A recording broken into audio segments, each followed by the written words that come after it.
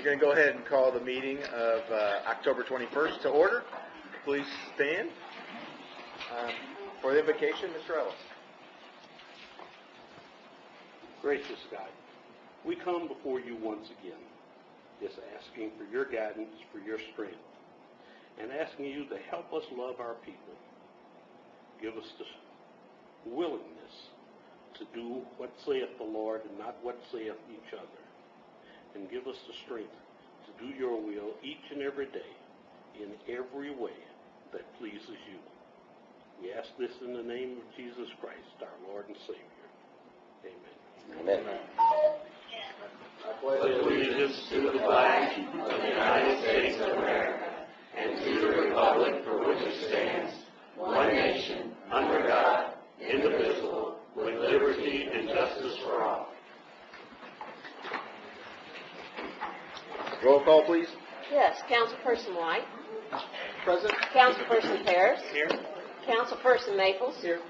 Council Vice President Gill. Here. Councilperson Hawkins. Here. Council President Sestovny. Here. Councilperson Owen. Here. Councilperson Ellis. Here. Councilperson Samuel. Here. Let the record reflect all 9 members are present. All right, we have some minutes to approve from October 7th. Make a motion to approve the minutes of October 7, 2019. We have a motion and a second to approve the minutes. Any other discussion? Seeing none, all those in favor signify by saying aye. Aye. Those opposed? Next up, approval of the agenda. Motion to approve. Have a motion and a second to approve the agenda. All those in favor signify by saying aye. Aye. Opposed? Claims to be approved. We have civil city claims tonight for $3,140,929.15. All claims are in order. All claims are in order. I just need to make a few comments.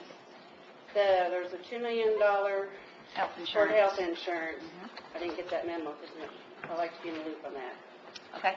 Usually when you send out the email, I'm on there because I was under council. And I've already discussed this with you, that I went in with the credit cards. You know, we've got quite a few vendors that we should be using, that we've got accounts with. Menards, Rural King, there was several, there was like 5 or 6 different ones. Right. I'll be sending out an email reminding everyone not to use the credit cards on those that we have accounts with. All right, I appreciate that. Other than that, nobody has any. She did say all claims were in order. There was just some minor things that we need taken care of. So I'll make a motion to approve the $3,140,929.15. Second. A motion and a second to approve the claims. Any other discussion? Seeing none, all those in favor signify by saying aye. Aye. Those opposed? All right, next up, Parks. Parks is $62,137.53. All claims in order? Yes. Okay, the only thing is there was, could be the vendor, I don't know, but tons of funds. And there's another one that's on there. Party Central, I do believe. Those were invoices back from July and August. Okay. So I think a friendly reminder to make sure we get those claims, especially, you know, when you got first quarter of the year. Yes. Here we are at the end and they're all scrambling. Yep. So I appreciate that. Other than that, I'll make a motion to approve the $62,137.53. Second. We have a motion and a second to approve the Parks claims as presented. Any other discussion? Seeing none, all those in favor signify by saying aye. Aye. Those opposed? All right. Thank you. Next up, report of the clerk. I have nothing. All right, first up, number 9, Kim Calabro, 2019 OR 57, passed the first and second reading. Ordinance amending the salaries. Yeah. There's no changes. Yeah, and I did So clear it then. She asked if she needed to come here. I said probably not. It passed and there was no changes. So So I'll make a motion to pass 2019 OR 57 on third and final. Second. we have a motion second to pass 2019 OR 57 on third and final reading. Any other discussion? Seeing none, all those in favor signify by saying aye. Aye. Those opposed? Passes. Next up, item 10. Ms. Metcalf, 2019 OR 58. One amendment to this transfer ordinance and to remove the one for steamboat nights. It's no longer needed. It's the fourth one up from the bottom. Yeah. For $5,909.49. Make a motion to amend 19 OR 58 to remove the line item for steamboat nights in the amount she said. $5,909.49. So a motion and a second to amend 2019 OR 58 as described. Any other discussion? Seeing none, all those in favor signify by saying aye. Aye. Those opposed? All right, the ordinance is amended. Make a motion to pass on the final reading. Second. We have a motion and a second to pass 2019 OR 58 as amended. Any other discussion? Seeing none, all those in favor signify by saying aye.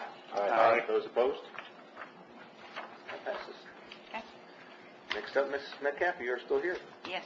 Any changes? Most of the agenda. No. Okay, I'll make a motion to pass 2019 OR 59 on the third and final. Second. A motion and a second to pass 2019 OR 59 and third and final reading. Any other discussion? Seeing none, all those in favor signify by saying aye. Aye. Those opposed? Aye. I think you're still here. Mhm. 2019 OR 60. No changes.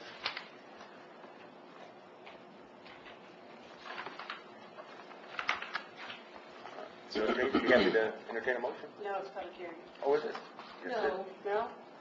Oh, hold on now. The last one was a public hearing. Oh, Uh-oh. Backwards. let's go back. I go back. Sorry. That's okay, I forgot to put it back. Totally missed it. Thanks, Lisa. Okay, so we got to do 2019 OR 59. Yes. Public hearing. I do have it You on did have it there. on there. I missed it. All right, we're going back. I got distracted. We're going back a little bit here, folks. We're going to 2019 OR 59, and it was an additional appropriation.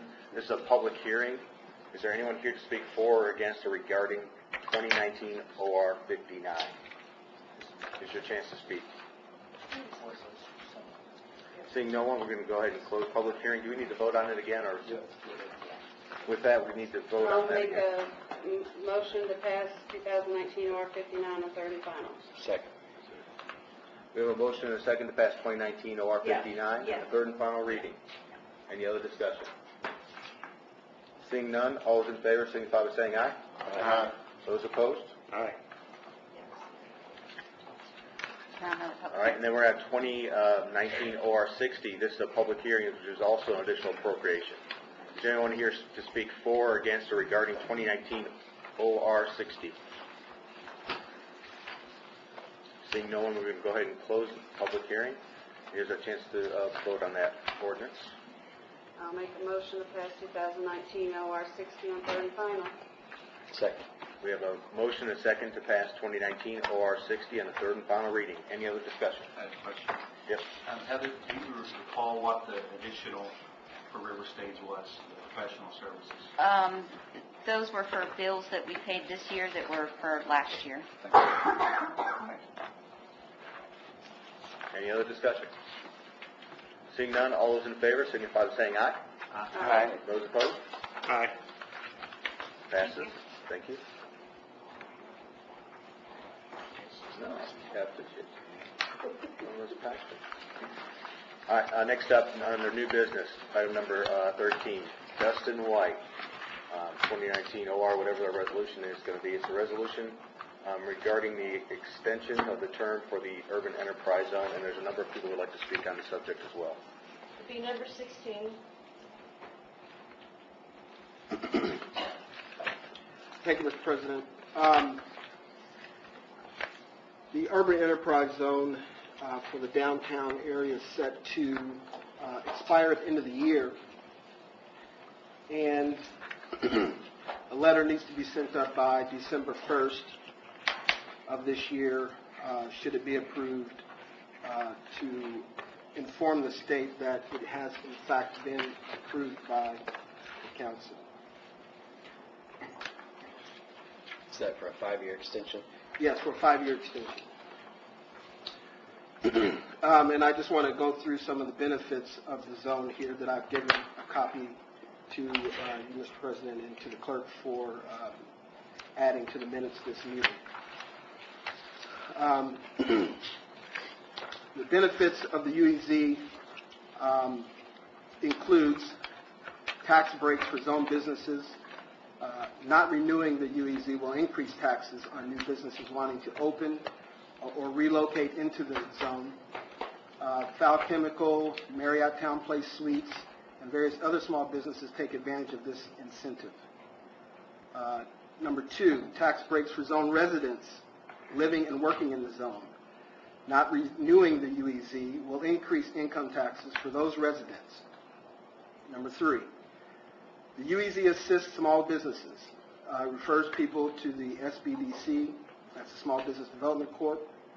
For some time we did grant them funds to help in their activities. And a number of businesses have gone to them to help formulate their business plans to get them in order to give them more vision on how they would be successful operating in Jeffersonville. It also assists small businesses in grants for space renovations, marketing, facade improvements. These are 100% grants. Some of them are, well, they're not, let me take that back. They are grants, but there's also investment by the business owner, but there's no, there hasn't been a specific amount that they needed to invest to increase a certain amount. I think it was up to, well, in general, I think it was up to $10,000, but sometimes we gave more. The Urban Enterprise Zone is the primary funder of Jeff Main Street to the sum of approximately $120,000. This also helps the Downtown Merchants Association partnership when it comes to planning events for the downtown area. The UEZ funds the Main Street Front Porch Program. It was a catalyst for the Spring Street Enhancement Project. This project would have never started without the initial investment of the UEZ. It paid for the engineering study and also contributed to the design work. The UEZ put historic lighting on Pearl Street between Court and Maple. If we remember, those are the houses that were moved because of the bridge to the Pearl Street. I believe Jeff Main Street led that effort to move those houses there, recoup them, and now each house has a business in it or an organization in it. There was a lack of lighting, and now there is the historic lighting, which contributes to the environment and the look of downtown, and includes them into the feel, which is expanding outside of Spring Street. The UEZ has assisted, this is number 7, has assisted in the renovation of the nationally designated Spring Hill Envision Center project, the only one in Indiana and one of 16 nationwide. The UEZ played a part in saving the Masonic Lodge on Spring Street, this historic building that was set to be demolished by its owner. The UEZ has a budget that has $4,000 which are for annual grants available to neighborhood associations within the zone to help better their neighborhoods, provided seed funding for the Fresh Start Market, making fresh produce available for those in the food desert, which downtown is. It's one of the initial co-funders of the Arts Administrator position. Number 13, Claysburg Front Porch Project was started and is a UEZ program and has funded 2 that I know of, and I think maybe 3 projects to date. And that is similar to the Front Porch Project that Jeff Main Street has. But Jeff Main Street mostly focuses south of 10th Street. So this provided a grant which would help residents in the Claysburg area spruce up their homes. The UEZ, number 14, has contributed funds to the security of Big 4 Station and the daily cleanup of the downtown area. When I'm on my morning runs, I see the guy from Hamhead down there changing out the trash and picking up trash around the downtown area. It also paid for, or partially paid for, sidewalk shaving, which reduced the hazards for pedestrian traffic due to the tree roots pushing up the sidewalks. So redevelopment hired someone to come and level out the sidewalks in downtown.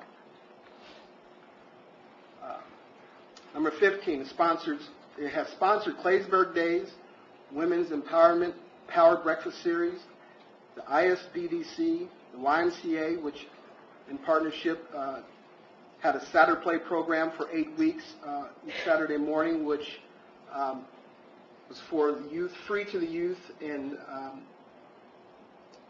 encouraged exercise and healthy eating. They had Dare to Care to come and fix them a meal every day, taught them how to fix it, and also sent them home with a snack. Sponsored the Farm to Table Dinner and the Progressive Dinners. The UEZ did the Luvello Bike Share at Big Four Station, which for a good period was the most used station in the entire regional network. And it also did the Downtown Tree Walk. This is by no means all of the good work done by the JUEZ over the past 4 to 8 years, but it is a good snapshot. Over the past 20 years, the JUEZ has been vital to the sustainability of a vibrant and verdant downtown for citizens of Jeffersonville to enjoy as they do every day. The previous extension was done in May of 2014. Today, we are late to the game. This should have been done earlier this year. I frequently asked the executive director to clarify how the JUEZ was to be extended and when it would be done, which information was provided. But until tonight, nothing was done.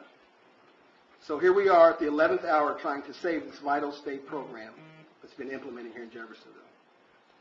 Since 2012, the Jeffersonville Urban Enterprise Association has had regular monthly meetings, which were open to the public. Some council persons attended from time to time, others did not. Even the mayor attended meetings at times.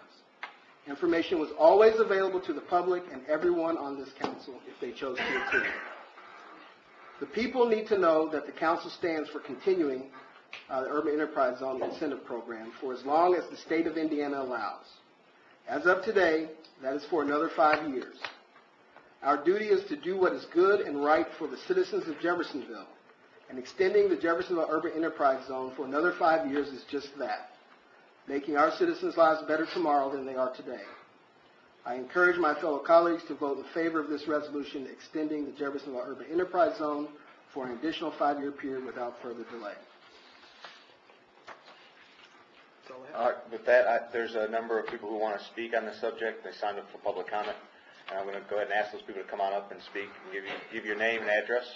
And first up, Peggy Hardaway. Charlie, you got 3 minutes, and I am the keeper of Well, I just want to thank Mr. White for the good words of the JUEA. It is a good organization.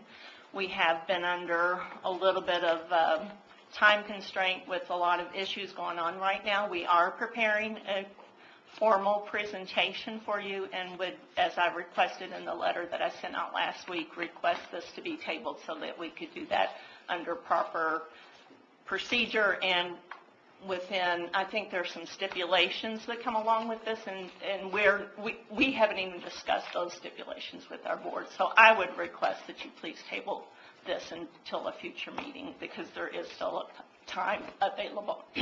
Sorry, I'm Peggy Hardaway. Forgot to introduce myself. I'm your new chair of the JUEA. I live over on Market Street, 2280 East Market Street. Thank you. Thank you. Excuse me. What stipulations were you referring to? I'm not sure what the ordinance or the resolution says. Oh, okay.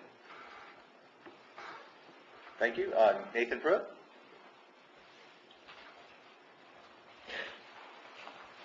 Hello, Nathan Pruitt, Executive Director of the Urban Enterprise Zone. Here at 500 Quartermaster Court is our organization address. Again, you've highlighted an amazing amount of work that we've done. There's actually way more than what's been highlighted tonight, which he's alluded to, Dustin has, so thank you for that. We'd like to give you the full picture, so the board would like to present formally to you. So I'm just kind of echoing Peggy's comment there that we'd like to make a formal presentation And just make sure that if there are any stipulations, that we just have a chance to review them within the ordinance. I don't think that there's an opposition to having some stipulations or communications that are set by a resolution, but we just want to be involved in that. And we thank you for your time. Thanks. I have a question, maybe, or Peggy may know. When were you thinking?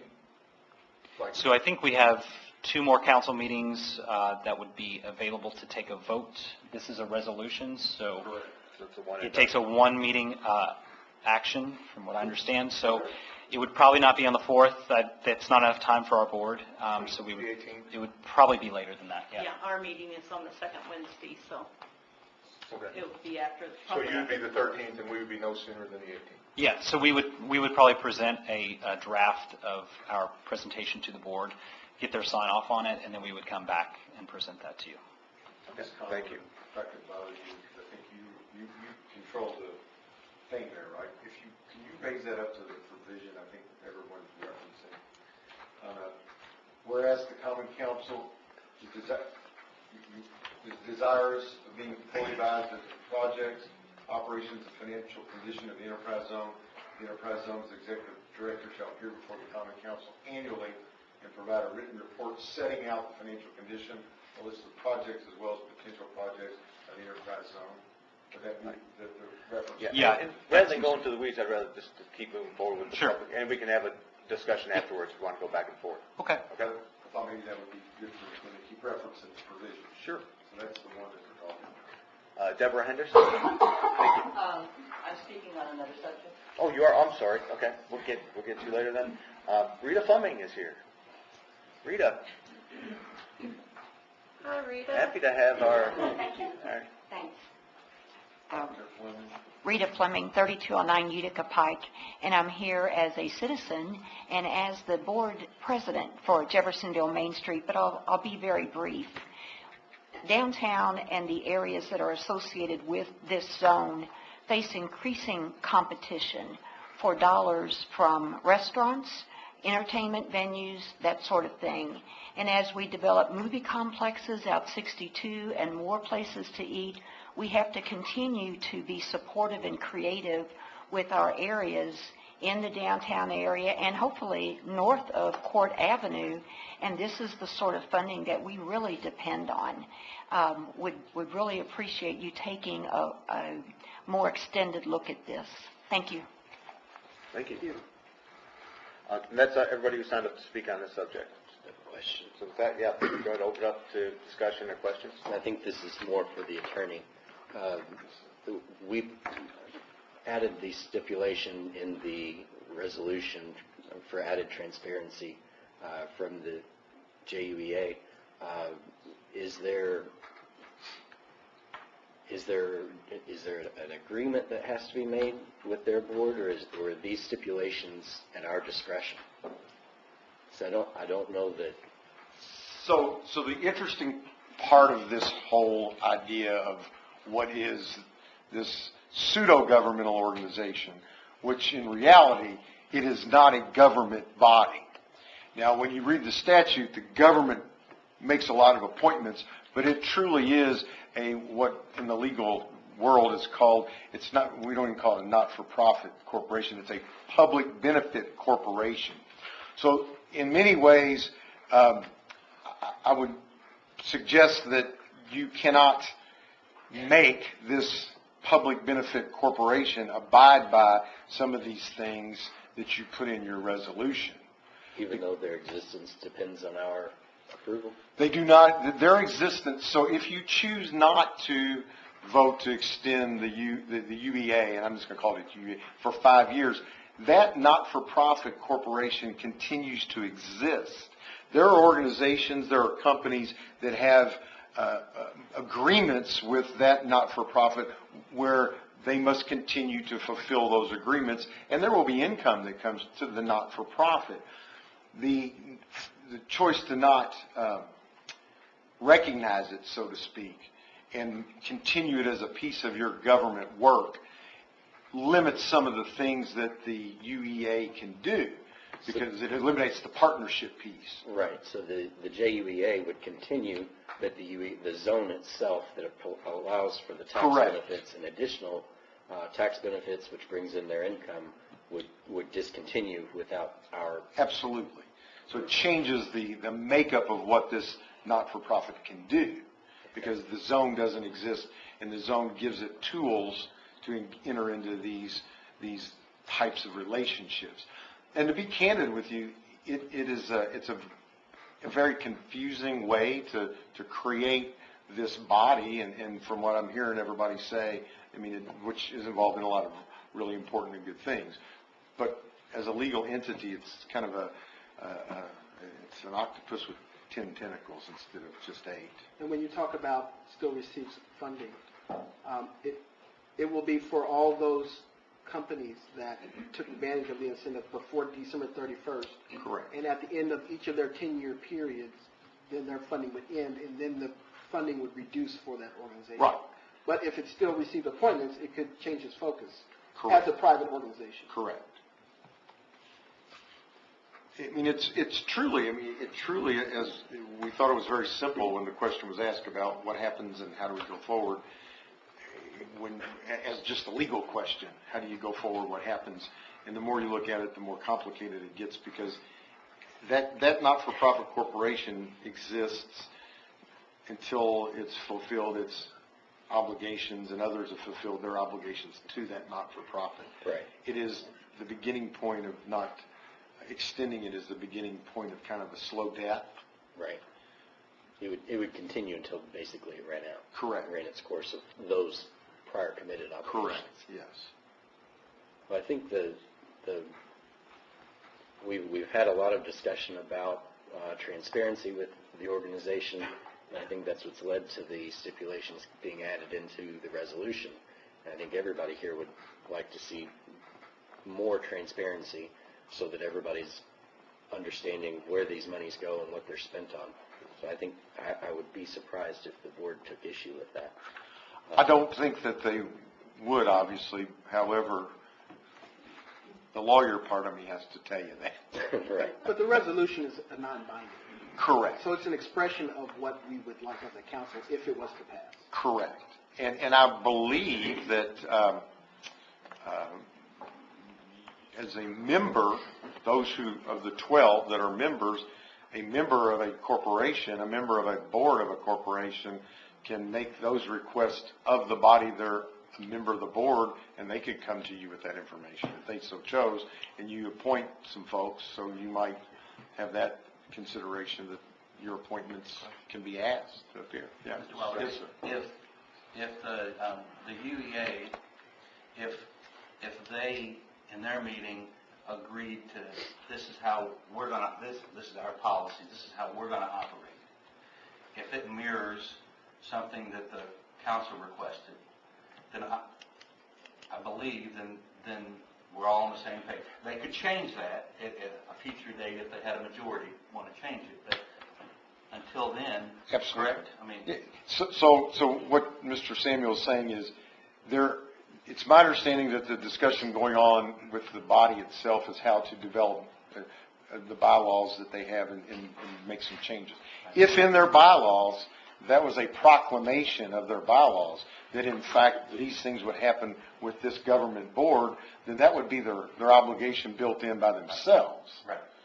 And then, of course, just because I like to talk about things in what ifs, and you said a majority vote to change it, they can actually, in your bylaws, in these types of entities, they could say that it had to be a supermajority to change things, or unanimous. Yeah, you can make, or unanimous, yes. I mean, there's a lot of flexibility, one way or the other, in corporate America.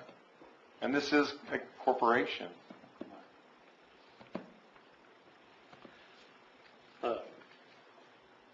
I'm the UEA representative from the city council.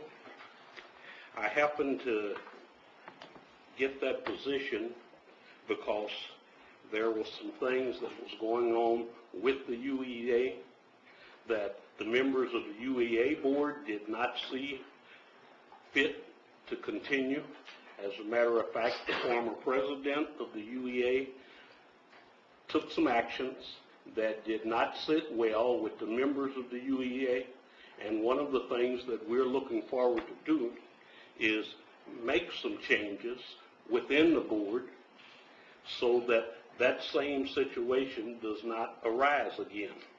Also, since I have been on the UEA, I have stopped in some businesses and talked to some of those businesses and asked them about were they involved with the UEA, had they had any of the tax breaks and things, and they basically told me no, they'd never heard of it.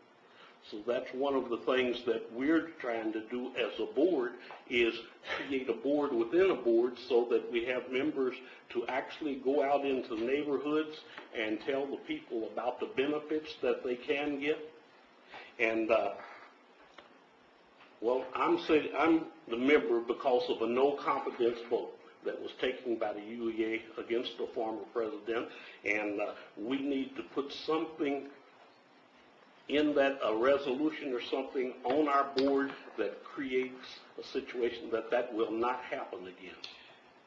And I believe that certainly the entity itself can, as Mr. Samuel has pointed out, develop a set of bylaws that reflect what it is that that entity wants to do in terms of communicating with the government appointment bodies and the community.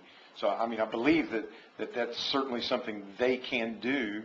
And I think if I'm maybe speaking out of place, the nation is still here. And that's what's going on. So they're working on it. Well, you know, Mr. Ellis, what am I saying? You're there. But so that's my impression of what's happening. Yes. Ms. Gill? But nothing Yeah, I that have can a happen quick that can que- I was stop given someone the from floor. making Ms. a Gill? motion for a no confidence vote, right? Anybody who makes that motion can make it. Well, you have a chance to speak. Ms. Gill asked for my attention, I gave it to her. That's right. Well, actually, that's not so much for you, Larry, that's for Nathan and Peggy. Will you all have your bylaws done before you all present to us? Is that what you're hoping to have accomplished?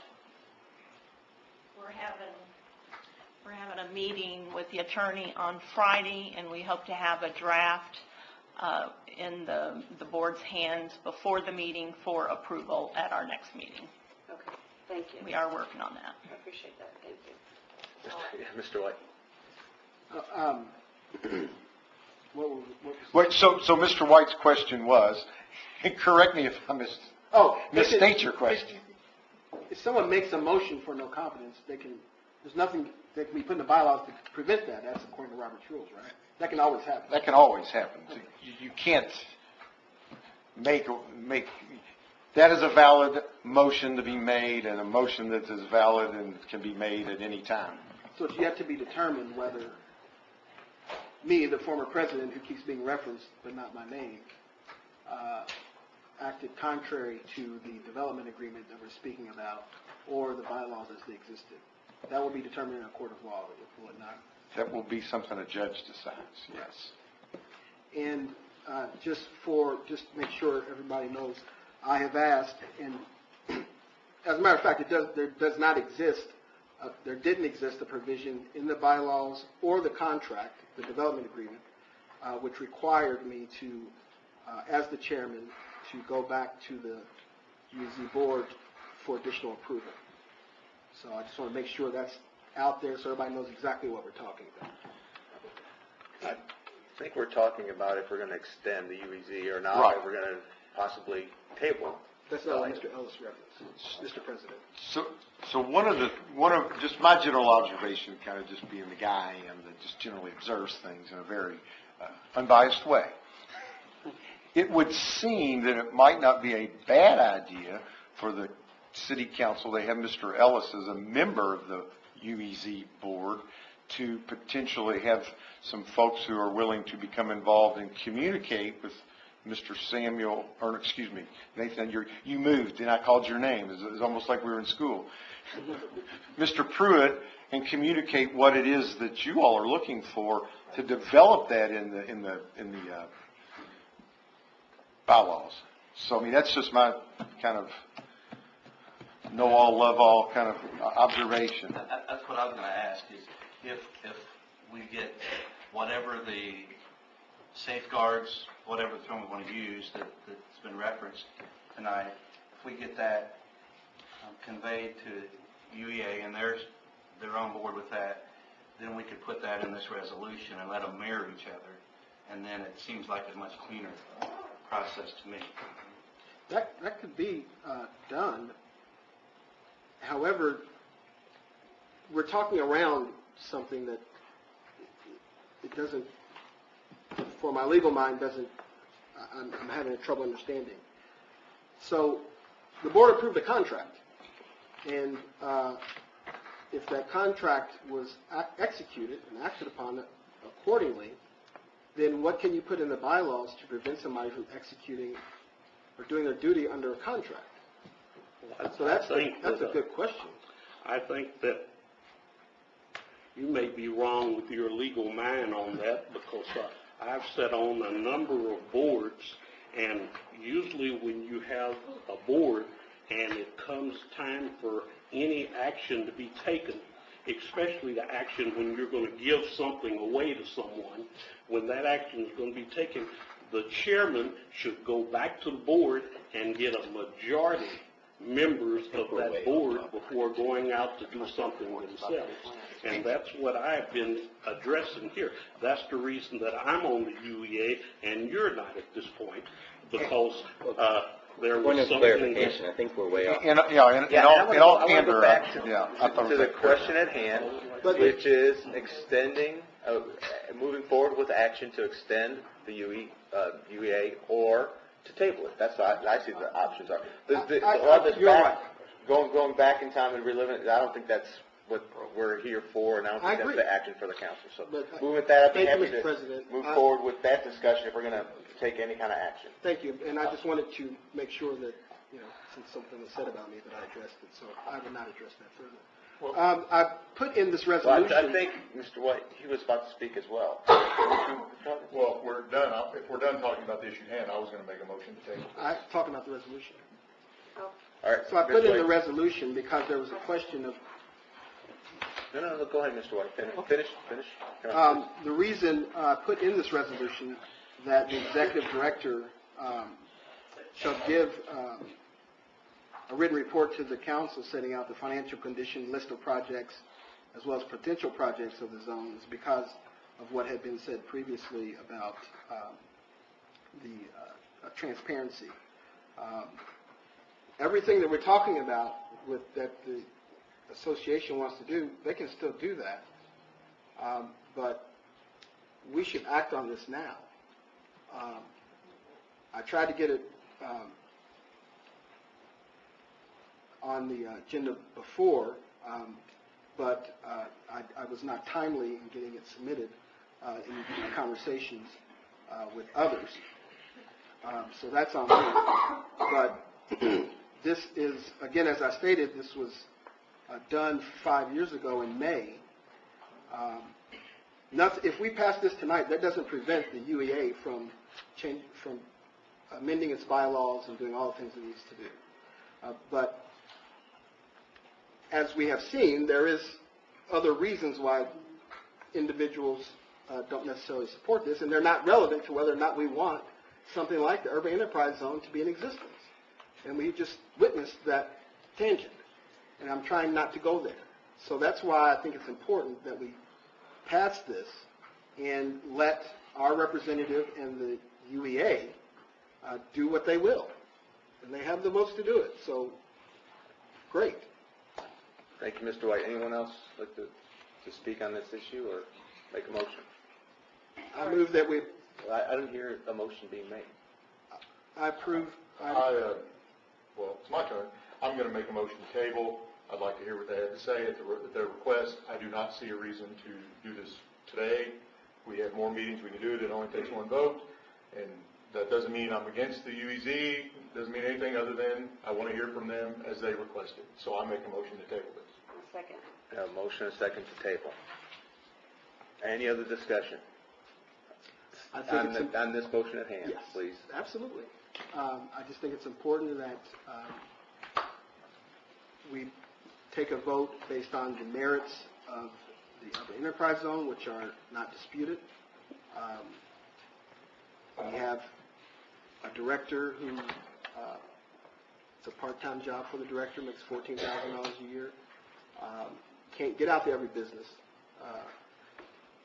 I call it a question. Yeah, And most, I'm going to go ahead and most of act the on that. businesses are in the With that, TIF district. we have a motion and a second. Call the question doesn't mean take a vote. I know, Okay. but I'm going to take a vote right now. You've talked enough. We know where you stand. It's been clear. And I think we've talked this issue to death. The motion at hand is, if we want to table, we have a motion and a second. With that, all those in favor signify by saying aye. Aye. Opposed? Aye. Why don't you make a roll call vote, just to make it clear, please.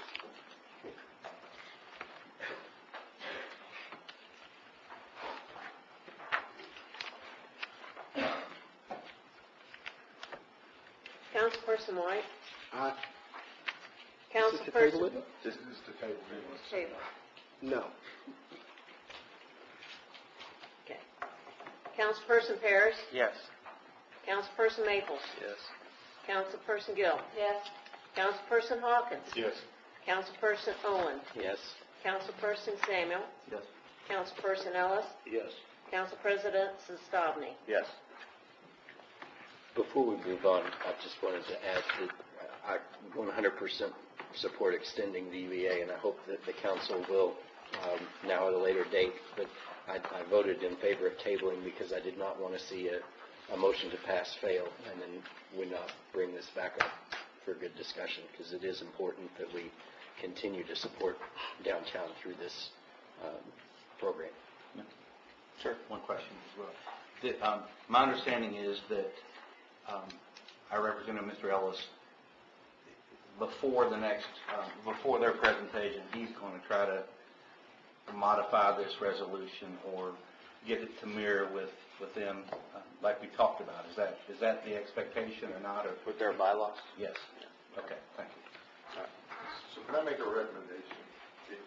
In order to try, if the goal is to get to a place where this is successful and extended, it might be prudent for each of you to potentially email to Mr. Pruitt your thoughts about what you believe you would like to see in the bylaws as an expression.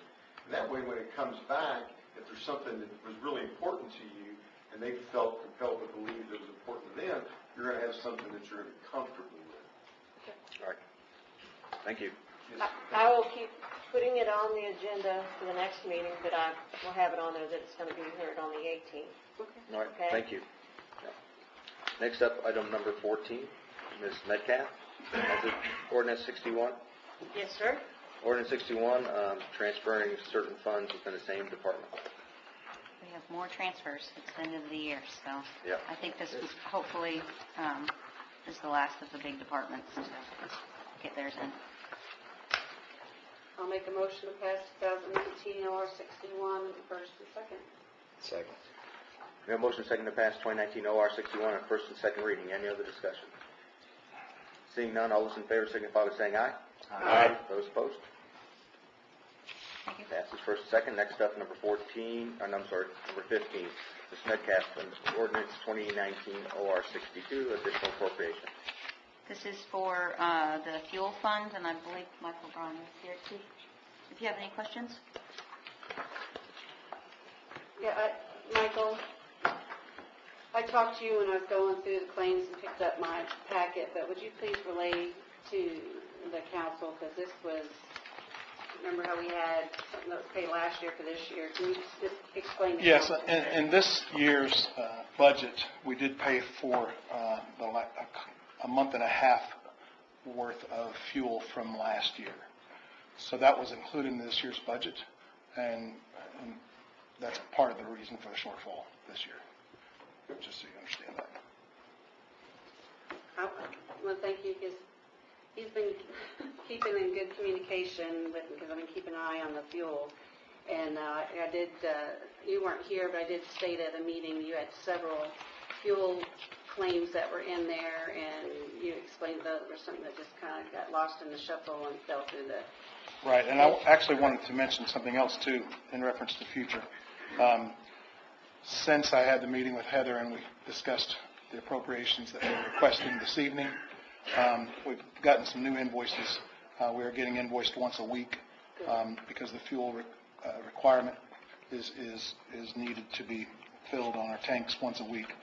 And just want to give you a heads up, next month I'll probably be coming again for appropriations to last us through the end of the year. The invoice, we've paid through all the way through the end of September. So I have 3 invoices for this month for each week, and each invoice is about $19,000. So you're looking at about $80,000 per month if it stays on this trend for the next 3 months, and that would bring it in about $250, and I know we're requesting $150, so we'd be short, and that's why I just want to prepare you. Have you had any discussions with the department heads to try to manage that? I have not, and actually, I've been in this position since November of last year, so I wasn't kind of privy of this year's budget, if you will. But moving forward, it's the amount of assets that we have in many different departments that has increased. I think that's directly correlated with the increase in the fuel consumption. So, I have not had the discussion, but I will have that discussion moving forward. I'm in favor of this tonight because it seems like a problem from a carryover problem. But as we coming into the last quarter, I like it when the department heads look at their budgets and start having to make decisions on and manage their budget, not always just come back and just say we need another blank check. Yes, sir. Blank check. So I would encourage you to. I don't know. I'm not looking at their budget, so I can't find the money. I'm not trying to do that tonight. Right. I'm just making the comment. I'll be glad to. At the request of any of the department heads, give them any type of reports that they'd like, so they can keep track of themselves and they can better prepare moving forward. Well, as is common for me, I will vote against this additional appropriation. I vote against additional appropriations. I've done it all year. I would rather see the council provide extra money in the budget so that you would have too much money than so that you didn't have enough. And if the council would kind of loosen up on some of the budget strings when they go through the budget, and we basically don't do the budget comes from upstairs. So I think that we need to look at how much money is truly necessary so that we don't have to go through this, and not just your department, but the other departments also. So as usual, I will be voting against this appropriation. I understand. And to clarify, the administration did add money to the fuel budget for next year. I think we took some out of Lloyd to accommodate the public safety use of the fuel funds. And as I've seen the rising cost and the claims, and call Michael, you might want to send a list to the council, because a lot of it is the different vehicles. Like when we went from Caprices to they're Yes, the as I type said, of vehicle and then the fuel cost itself. and the number of assets, and not just in the police department, but other departments has increased. I'll just give an example. Has increased. So, I'm prepared. Any information you ever need, we have that information at any time. Thank you. So, Any other questions or discussion? I'll make a motion to pass 2019 OR 62 on the first and second. Second. Have a motion and second to pass 2019 OR 62 on the first and second reading. Any other discussion? Seeing none, all those in favor signify by saying aye. Aye. Those opposed? Aye. Thank you. Mr. Wilder, attorney comments. Real quick, I have something important to talk about. What? Yes, the theme tonight is football, right? Just a reminder, November 1st, Jeffersonville plays New Albany at Jeffersonville in the first round of the playoffs. New Albany's won their last 3 games in a row, and Jeff hasn't won 3 in a row. And the other reason why it's important for everybody to know that and consider making a trip there is because Detective Isaac Parker is the head football coach at Jeffersonville High School, finishing his first season. So the most important fun thing is don't forget football November 1st. Thank you, Mr. Wilder. Department heads. Anyone here to speak? Department heads? Seeing none, we're going to go ahead and go to public comment. We have one more person to speak. Deborah Henderson. Ms. Henderson, I've got the clock. Well, wait a minute, don't start it yet. I'm not going to start. Okay. You don't start until you see it. Name and address, please, for the record. Can I get that in before the clock? There it goes. Yes, my name is Deborah K. Henderson. I live at 222 Meigs Avenue in Jeffersonville. I'm the current chairperson of Jeffersonville Neighborhood Leadership Alliance. That's JNLA. I'm here to address the remarks that were made at the October 7th City Council meeting by Dustin White about JNLA and, by extension, the integrity of my leadership. Mr. White expressed concern about JNLA's political activity while receiving tax dollars, particularly our partnership with the League of Women Voters for the recent Candidates Forum. He shared a text with Councilperson Gill that supposedly would substantiate his claims. I reached out to Ms. Gill for a copy of that text, hoping that it would add some insight. It did not. So let's start with the money. JNLA does not receive taxpayer dollars to operate. We do receive an appropriation from the city for one and only one of our projects, that's National Night Out. There's a minimum of one neighborhood association in each of your districts, except for District 4, and we're working on that one. District 1 has 5 neighborhood associations, and 3 members of the board who will take office in January are from District 6. Those neighborhood associations host a National Night Out event, the purpose being to promote neighborhood safety and offer residents an opportunity to forge a relationship with police and fire personnel able to forge a relationship with the residents, mutual respect being the key. Next, political activity. That's not synonymous with partisan activity. The IRS doesn't have a problem with us promoting voter registration, educating voters on the voting process, hosting or co-sponsoring a candidates forum. One of my duties for the recent forum was to contact candidates who had not responded to emails from the league, especially those with opponents in the upcoming election. Why Mr. White chose at the last council meeting to inflate the number of times I reached out to him, my one written message becoming, in his telling, 3, my one voicemail message becoming 2 is curious, and no, he did not respond. Social media. JNLA's Facebook site has, since its inception, alerted and cautioned posters about our policy. No posts originating from or including a political candidate, their campaign, a political party, or posts favoring one candidate, one party. Mr. White is very aware of that policy. In December, I contacted him requesting he eliminate the re-elect Dustin White portion. He did not think that that was necessary. I took it down and pointed out we had to get rid of the re-elect. While I wanted the council to be reminded of JNLA's policy, I also wanted to ensure that those who attend city council meetings, either here or by YouTube, are informed of our policies. If you have any problems, please contact me. Thank you very much for your time. Thank you. Yeah, give her a copy of the same. Oh, I didn't get to say all of them. They can put it in the record. Oh. All right. Council comments. Mr. White? Thank you.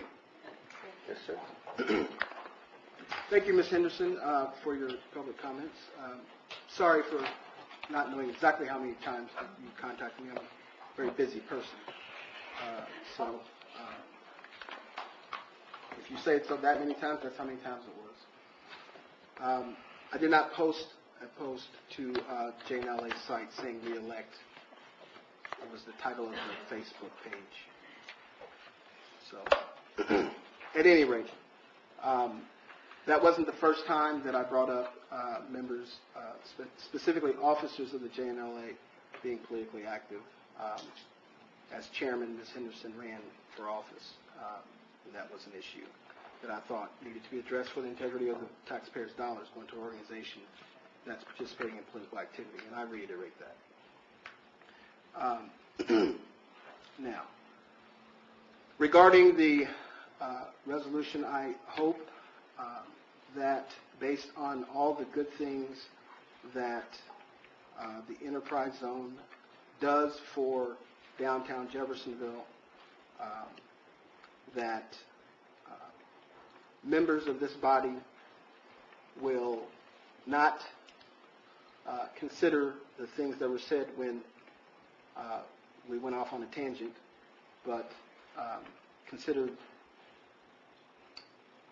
the necessity of keeping a vibrant downtown area in a small town that can't do it alone.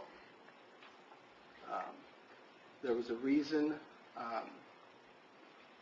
the UEZ was created.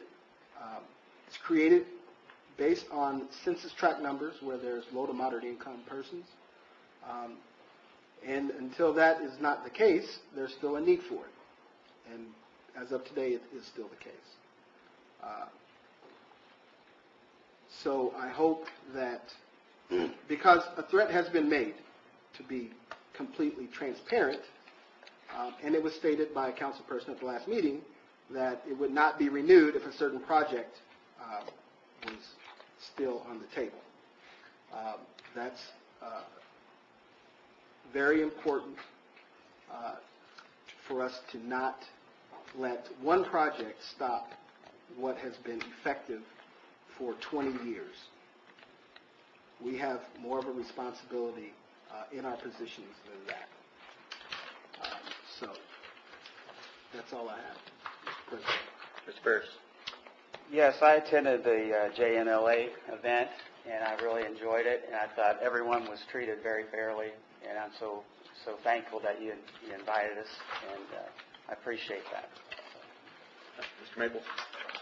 Just as I wanted to, as an elected official, we hold a professional standard, and it's supposed to be pretty high while we're sitting at this table, and I'd like for the standard to be held a little bit higher in the future, and maybe with the next upcoming council. That's all I have. Ms. Gill? Yeah, I think I heard it right. He said I made comments about a certain project. I do not recall that. I made comments that when I have issue with, if I try to do my due diligence and I can't find financial records or minutes or copies of agreements or whatever to make my sound decision, I've got a problem with that. And I don't want to move forward with that. And I will vote against the UEZ if that continues. I appreciate and support everything UEZ does. And I'm working with Peggy, and I'll also work with Nathan. I think a lot of this stuff's going to be addressed in their bylaws. And I do appreciate the tablings and to get that done, because that's one thing that's important to me. That's one thing that I can gladly move forward as long as I see that safeguards and procedures are set in place, because in the future when you can make your decisions, you can easily access and you have all the information that you need to make sound decisions, because we don't get to go to all the meetings. I do attend some of them now, and I'm abreast of a lot that's going on now, and I've actually learned a lot that UEZ does that I didn't know before, so I'm actually glad that I am taking the time to do my due diligence once again. But I wanted to clarify that. My hopes is that it does continue, that safeguards have to be put in place, and my support. President, can I clarify that? No, we're going to keep moving forward, please. Mr. Hawkins. Couple repeat items. Red Devils versus Bulldogs next week. It'd be a great game. Be sure to come support the Red Devils. And two, JNLA, I had to leave early. They were understanding. I thought it was a great event. Everybody just kind of got to introduce themselves. I thought it went very well. And then if Dr. Fleming, is Dr. Fleming still? Don't leave until I talk. Could you stay just for 1 second? Sorry, just talk. And that's it. Mr. Owen. I know Dr. Fleming, State Representative Fleming, you said you were here as a private citizen, but I want to thank you for coming to our council meeting. I think it's important that our state officials come in, stay connected with local government, and you do a great job of that, so I really appreciate it. Just an announcement on a personal note, if you didn't see, I was fortunate enough to get engaged last weekend, and am looking forward to what that brings, and that's all. She said yes. She said yes. After she consulted with her lawyer. Congratulations. Mr. Ellis. Congratulations, man. Thank you. I'm going to be very brief because I like to tell the truth. And when I speak what comes from the mind and the heart. So I'm just going to say there is nothing that I said here tonight that wasn't true. And that's all I've got to say. Mr. Samuel. Appreciate having our firefighters here tonight with their chief, their leader. Good to see y'all, and Captain Morley, good to have you back there. Feel safe, thank you. And that's all I have. I have something. The Jeffersonville Art Commission has contracted with an individual consultant to do a long-range plan to look at what we have today and how we can make it better. That's been ongoing, and there's going to be a presentation on November 8th, and everyone on the council will get an invite to that. It's where he will present some of those findings. Just to kind of give you a heads up, I know some of the things that have been talked about that will probably come up is wayfinding signs to draw people towards the no-code district. One of the challenges we have from the Art Commission to draw towards the cultural district is Court Avenue is a psychological split between the downtown historic district and the river district and the art district. And we have to find ways to cross that divide. And I know another issue is that we've done well. We've had a lot of art that's out there. We have a lot of programs out there. But with that, there's maintenance costs and there's going to be administrative costs related moving forward to be able to continue with the level of art and cultural activities that we have. So those are some of the issues that will be addressed on the November 8th presentation. So with that. With my motion to adjourn, Lisa, you were not the person who I was saying threatened to. Meeting adjourned.